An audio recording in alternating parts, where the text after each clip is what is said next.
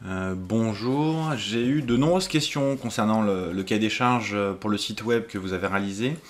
Et du coup, je vous propose dans un premier temps de reprendre les différents points de ce cahier des charges de manière détaillée avec vous afin d'essayer de répondre un maximum à vos questions.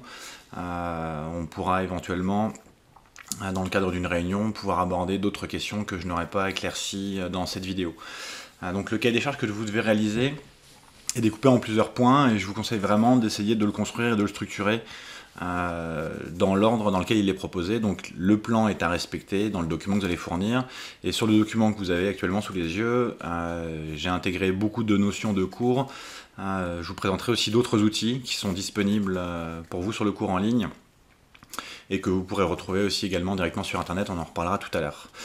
Dans un premier temps, il est essentiel de bien présenter votre entreprise, donc la présentation générale qui consistera à aborder globalement l'activité principale de votre entreprise, qui est forcément liée au commerce, à savoir de la vente de biens ou de la vente de services, pour clairement déterminer l'objectif de votre site de e-commerce. Aborder ensuite le storytelling de l'entreprise, à savoir quelle est son histoire, comment elle a été créée, essayer de présenter un petit peu les personnes qui en font partie, notamment dans la structuration et l'organisation de l'entreprise, à savoir proposer un organigramme et bien déterminer quel type de structure choisir, auto-entreprise, société anonyme et ainsi de suite. Une fois cette partie élaborée, il vous faudra vous poser clairement la question de votre cible. Quelles sont vos cibles principales, donc vos clients, que vous savez déterminer avec les différents critères socio-économiques, comme vous le voyez en distribution par exemple, déterminer plus précisément votre cœur de cible, à savoir votre consommateur privilégié, celui qui représente votre client idéal, mais aussi les cibles secondaires, telles que les distributeurs, les journalistes ou les prescripteurs, qui vont pouvoir à leur manière contribuer à la renommée de votre site et à son bon fonctionnement. Plus particulièrement, au niveau du cœur du cible, je vous demande d'essayer d'établir un ou deux personas. Le persona est clairement votre client type, le client idéal, rêvé pour vous. Essayez d'en déterminer un ou deux. Vous pouvez trouver de nombreux modèles de personas sur Internet. Globalement, les personas vont un peu plus loin que le ciblage classique que vous voyez en distribution par exemple, puisque cette fois-ci, il faut aussi essayer d'aller créer une carte d'identité particulière de votre client cible, en essayant d'aborder aussi ses centres d'intérêt, quels sont ses objectifs dans la vie, sa biographie, éventuellement sa personnalité par rapport à des comportements de consommateurs, quelles sont ses motivations pour acheter en ligne, quel est son comportement par rapport à de l'incitation et à de la publicité commerciale, quelles sont ses valeurs éventuellement, protection de la nature, respect de l'environnement, Made in France.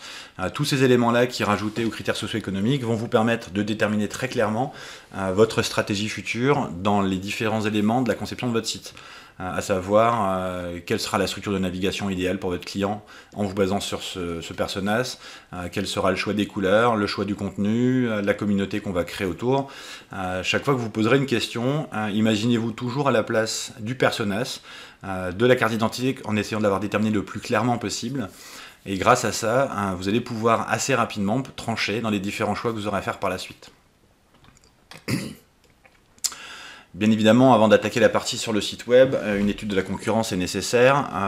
Donc dans cette partie-là, la partie 3, n'hésitez pas dans un premier temps à proposer une étude commerciale stratégique classique avec les différents outils que vous connaissez, à savoir la matrice MOF, ou le SWOT plus particulièrement, puisque c'est le langage utilisé dans le commerce.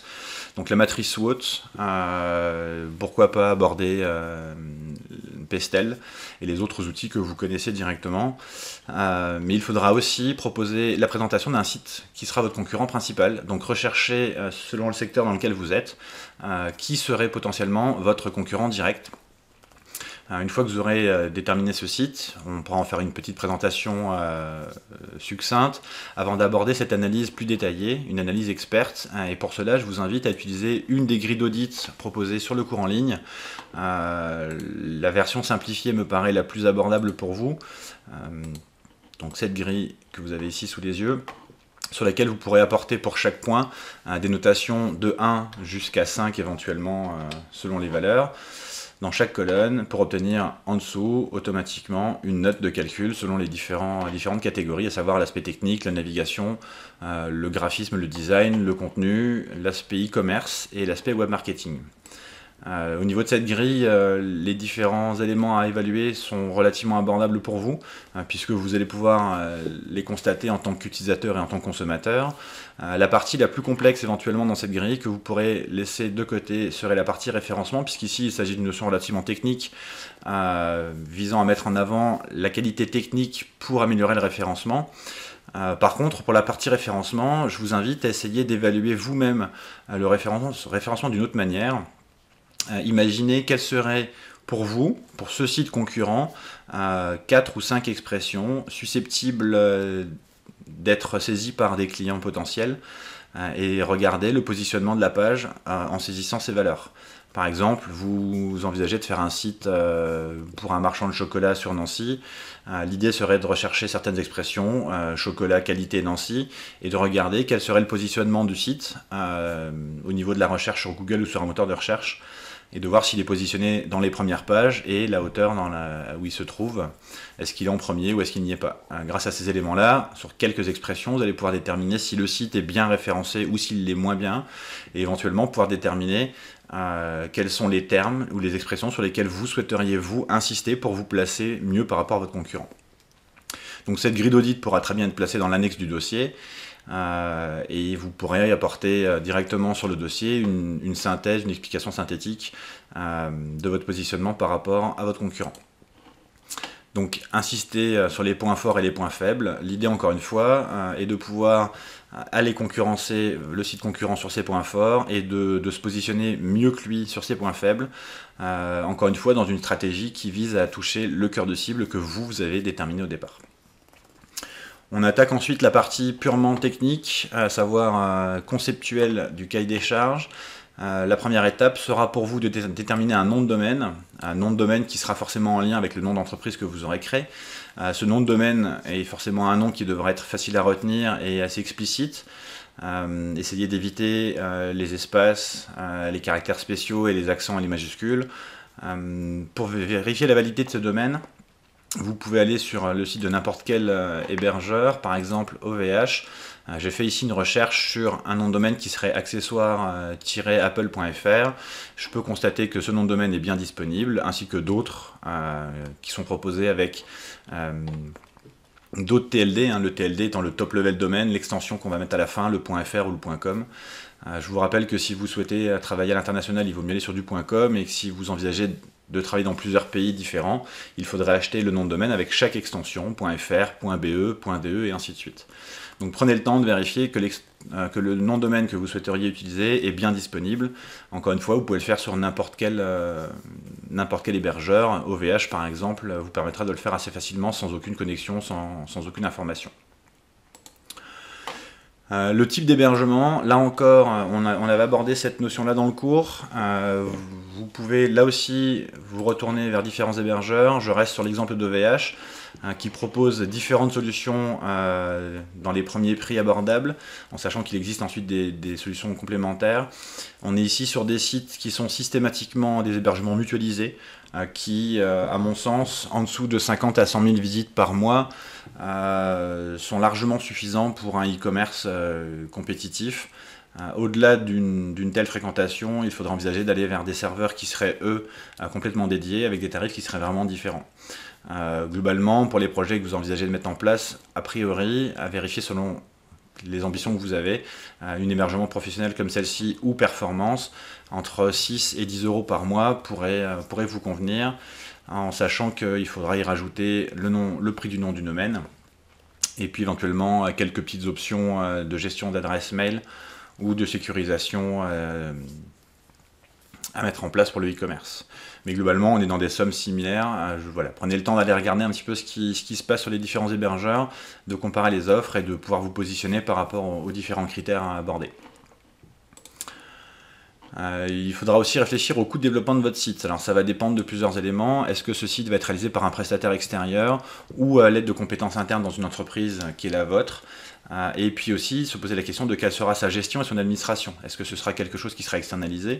À savoir, est-ce que tous les ans, un prestataire va, sous réserve d'un abonnement, monnayer, gérer votre site, le modifier, le mettre à jour? Ou est-ce que c'est quelqu'un qui aura les compétences en interne qui pourra le faire? Dans les deux cas, il faudra prendre en compte ce coût. Pour aborder ces notions-là, vous avez encore une fois sur le cours en ligne 2 outils. Le premier qui va vous permettre d'estimer le coût d'un site internet réalisé par une agence. Il faudra d'abord déterminer le nombre de pages, le type d'éléments que vous voulez créer pour obtenir ici un budget à prévoir par rapport à ce site internet, en sachant que s'il était fait en interne ou par des freelances, il pourrait être chiffré un petit peu moins cher. Toujours d'un point de vue financier, pour essayer de vérifier la rentabilité et la faisabilité de votre projet, je vous invite à utiliser l'outil aussi de gestion comptable qui est proposé sur le cours en ligne.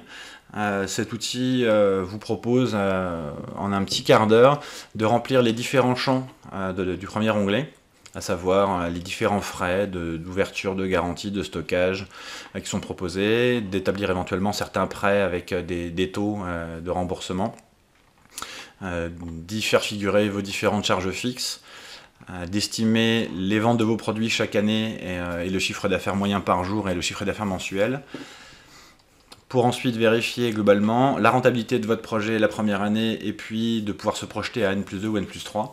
Après avoir complété ces différents éléments, vous aurez automatiquement sur le second onglet tous les outils comptables qui seront créés pour vous, à savoir les charges et salaires et charges sociales, les salaires, le compte de résultat sur 3 ans, le seuil de rentabilité, la faisabilité, la capacité d'autofinancement.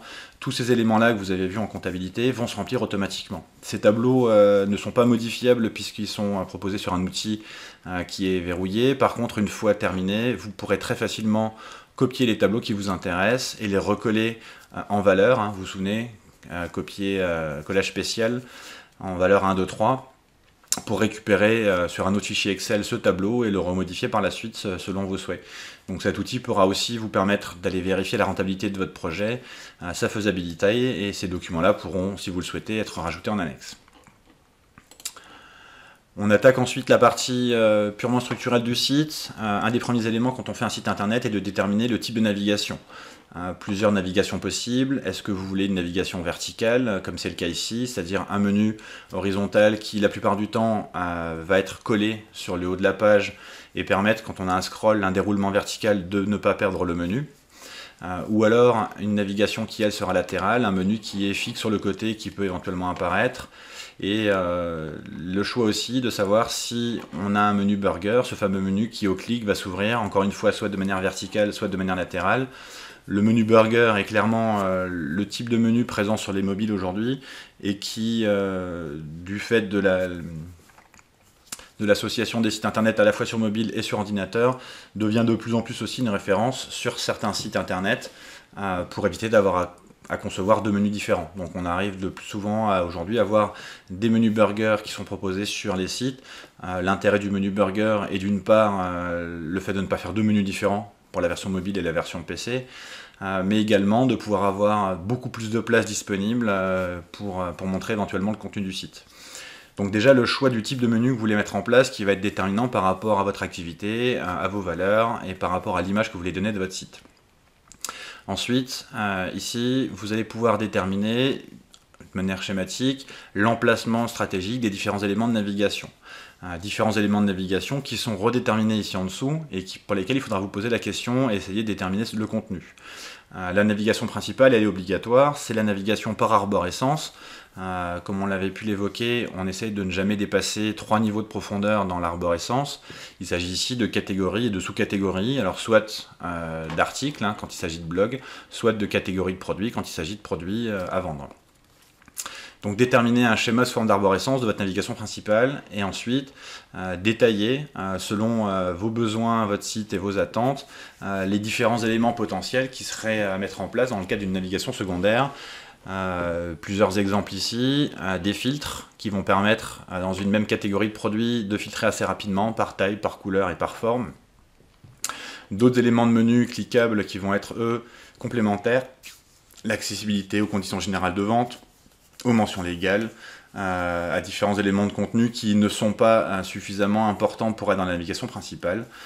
Comme par exemple ici, on peut retrouver tous les éléments de navigation secondaires qui sont en lien avec la gestion du compte client.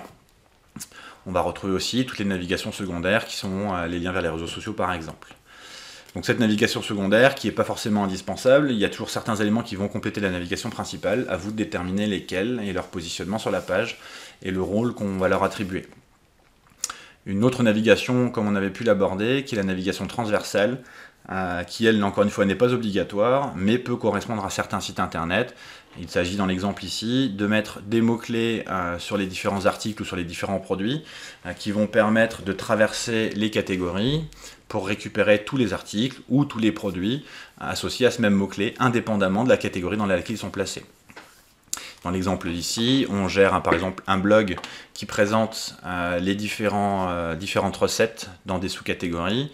La recherche par ingrédient va permettre, par exemple, avec le mot chocolat, de trouver au clic toutes les recettes qui sont à la fois des desserts, des plats et des entrées qui sont faites à base de carottes ou de chocolat. Une navigation qui peut être intéressante, encore une fois, pour faire par exemple sur une boutique de vêtements une recherche par marque, alors que la navigation principale serait une navigation qui serait proposée par catégorie de vêtements. Pensez aussi à certains éléments de navigation contextuelle, comme on avait pu l'évoquer, tous les éléments qui concernent par exemple le cross-selling. Le cross-selling, c'est la vente croisée. Vous achetez un téléphone, on vous propose sur la même page de manière contextuelle d'acheter le chargeur qui va aller avec ou la housse. On a aussi tout ce qui touche le upselling. Upselling, c'est la montée de gamme. Donc à savoir, vous proposer éventuellement à un tarif un peu supérieur d'acheter le modèle juste au-dessus de celui qui vous intéresse. L'incitation aussi vers les articles ou les produits qui pourraient vous intéresser, ces fameux articles qui parfois sont présentés comme les autres utilisateurs ayant consulté le même article que vous ont également consulté ces produits ou ces articles. Pensez à la position de votre moteur de recherche. Est-ce qu'on a un moteur de recherche classique ou est-ce qu'on peut éventuellement avoir une recherche avec des critères supplémentaires par date, par auteur, par type, par catégorie ou par mot-clé? Donc tous ces éléments-là aussi qui sont à déterminer dans le cadre de votre navigation. Pour tous ces éléments de navigation, structurez votre présentation avec un maximum de schémas, d'exemples visuels, et puis avec un descriptif très clair sur l'objectif de la navigation, son positionnement, à quel moment on va la voir apparaître, est-ce qu'elle est tout le temps présente, ou est-ce qu'au contraire, comme la navigation contextuelle, elle n'apparaît qu'à certains moments, et de savoir quelle va être son utilité. Ensuite, il faudra aborder deux éléments clés du site internet également, à savoir l'entête et le pied de page. Pour cette partie-là, il faudra clairement produire deux schémas pour représenter différents blocs, différents éléments dans ces deux parties-là, le header et le footer. Ces deux éléments-là sont indispensables puisque ce sont les deux éléments qui sont systématiquement toujours identiques et présentés de la même manière sur toutes les pages. Ils contribuent à l'ergonomie du site, à la compréhension mentale de la structure complète du site internet. Ils vont aussi vous permettre de rassurer votre client sur sa capacité à pouvoir se déplacer et s'y retrouver sur le site. Quels vont être les éléments qui vont y être présents? Logo, contenu, éléments de navigation, éléments graphiques, photos. Est-ce qu'il y aura des coordonnées vers les réseaux sociaux, des coordonnées géographiques, des coordonnées téléphoniques? On peut y retrouver des formulaires, des inscriptions à la newsletter, dans le footer éventuellement aussi un plan éclaté du site internet. Voilà, vous connaissez habituellement tout ce qui peut se retrouver dans ces éléments-là. Ils sont très importants sur le site internet. Donc pour cette partie-là, essayez de concevoir deux schémas bien détaillés avec les différents éléments. Pour la conception de vos schémas, plusieurs possibilités. Si vous êtes à l'aise sur certains outils comme Photoshop ou InDesign, n'hésitez pas à vous en servir pour créer complètement un visuel graphique. Des outils gratuits et faciles d'utilisation comme Canva peuvent aussi vous permettre de faire des images assez proches de la réalité. Vous pouvez vous contenter aussi de faire des schémas avec des objets comme on pourrait le faire sur Word par exemple, avec des annotations, des numéros, des couleurs. Des blocs schématisés ou si vous le souhaitez, le faire directement vous-même à la main sur feuille et le transformer en photo avant de l'intégrer dans votre dossier. La page d'accueil, encore une fois un élément clé sur le site internet. La page d'accueil peut avoir plusieurs objectifs et plusieurs rôles. C'est de plus en plus un parcours client qu'on essaie de créer qui est indépendant de la navigation qu'on a proposée et qui va permettre normalement à votre client en un clin d'œil de comprendre quel est votre site, quelles sont les différentes possibilités et on va pouvoir lui proposer des portes d'entrée un peu particulières qu'on voudra mettre en avant.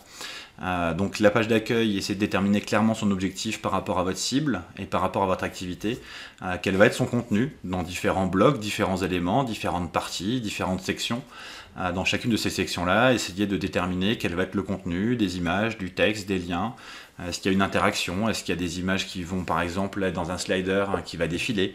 Est-ce qu'on va mettre des produits en avant? Est-ce qu'on va mettre des promotions? Est-ce qu'on va mettre de la vidéo éventuellement? Donc tous ces éléments-là, essayez de schématiser encore une fois, là aussi avec vos moyens et les outils dont vous disposez, ou comme j'ai pu le faire ici, avec des captures et des numéros. Le principe est de pouvoir après expliquer clairement pour chacune de ces parties, chacun de ces numéros, soit avec des flèches, soit avec une légende et des annotations, quel est l'objectif clair et quel est le contenu pour qu'on puisse le concevoir. Un prestataire extérieur qui conçoit des sites internet devrait pouvoir comprendre assez rapidement quelle va être la page d'accueil que vous souhaitez et pouvoir la concevoir en partant de votre schéma et de vos explications.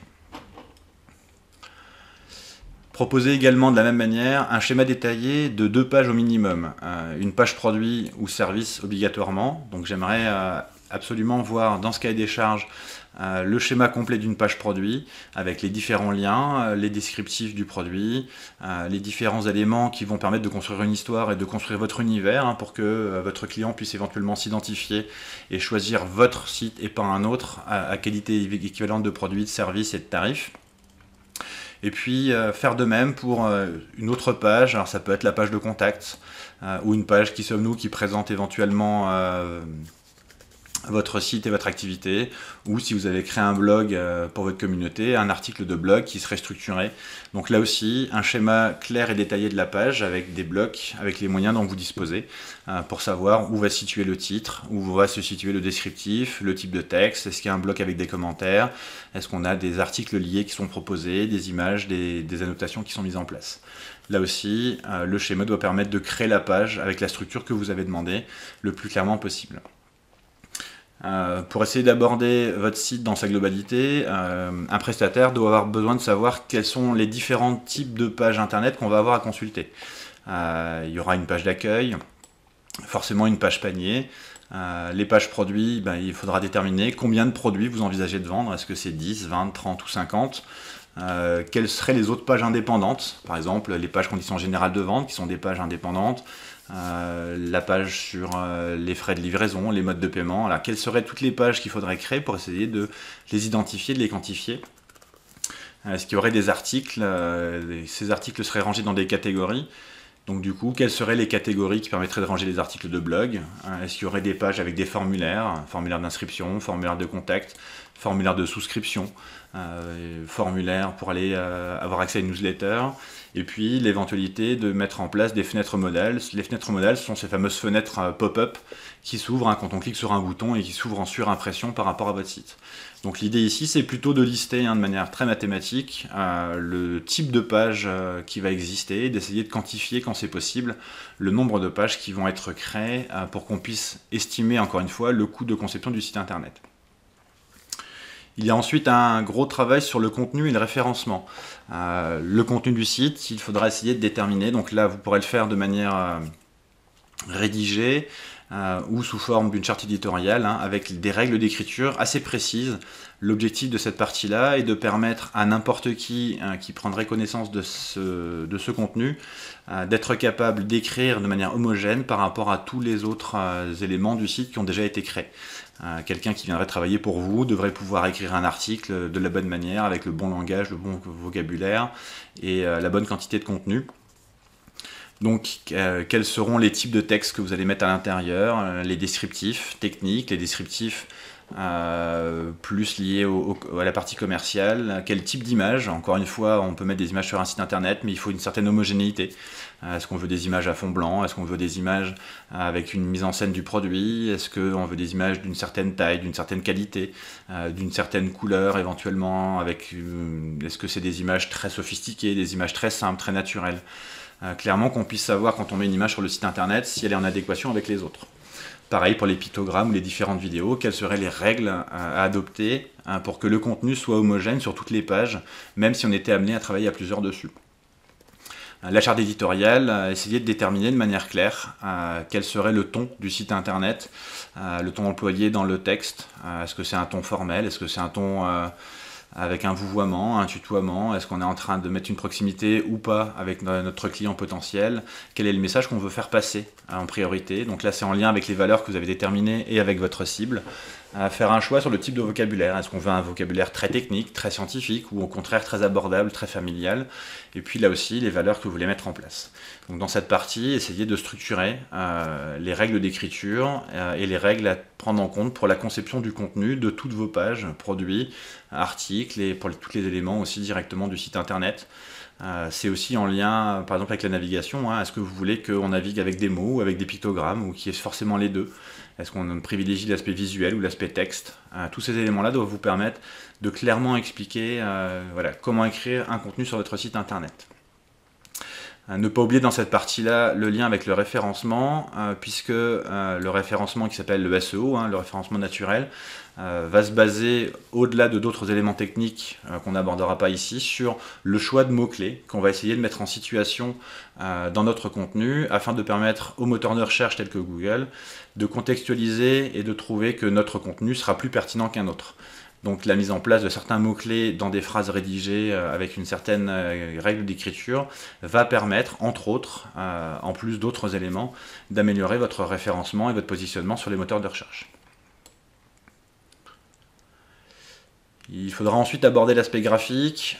Pour l'aspect graphique, clairement déterminer déjà les couleurs. On avait expliqué qu'on allait rarement au-delà de 3 couleurs différentes sur un site internet, 3 couleurs qui se doivent forcément d'être complémentaires, qui seront aussi elles en lien avec votre logo. Donc là aussi, pensez déjà à produire un logo en lien avec vos valeurs, avec votre marque. Donc dans cette partie-là, il faudra proposer un logo, proposer les différentes couleurs associées, quelles seraient les polices que vous privilégiez. Est-ce qu'on veut des polices très particulières ou des polices très lisibles, le type d'image, le type de pictogramme, d'illustration, on l'a déjà abordé tout à l'heure, mais là aussi essayer de structurer un petit peu tous les aspects graphiques, là aussi pour qu'on puisse avoir une homogénéité sur le site en adéquation avec votre cible, vos valeurs, votre produit et les choix qu'on va mettre en place. Pensez aussi à la couleur de fond. On avait évoqué le fait que le meilleur contraste était d'avoir un texte en blanc sur un fond noir, mais ce qui n'est pas forcément propice dans le commerce, sauf peut-être dans certaines catégories de produits. Donc privilégiez essentiellement plutôt le noir sur blanc. Faites attention à certaines couleurs, comme le texte jaune qui est très très compliqué à lire lorsqu'il est sur un fond blanc. Essayez de déterminer quelles vont être les couleurs, quelle va être la couleur principale de votre site et quelles vont être les autres couleurs, essentiellement à quoi elles vont servir. Certaines couleurs vont servir à déterminer des fonds, des blocs différents, ou alors à mettre en avant des titres ou des zones cliquables pour essayer de faire comprendre encore une fois à l'utilisateur comment fonctionne le site internet. Au niveau de cette charte graphique, dans le choix de vos couleurs, pensez systématiquement à présenter votre logo, éventuellement en différentes déclinaisons. Un logo est toujours présenté avec un fond blanc et un fond sombre pour pouvoir jouer sur les deux possibilités. Et quand vous proposez une couleur, la proposez avec ses codes, à savoir son écriture en RVB, qu'on peut retrouver facilement sur n'importe quel logiciel graphique, et puis aussi son écriture en hexadécimal, c'est-à-dire avec un dièse suivi de 6 caractères.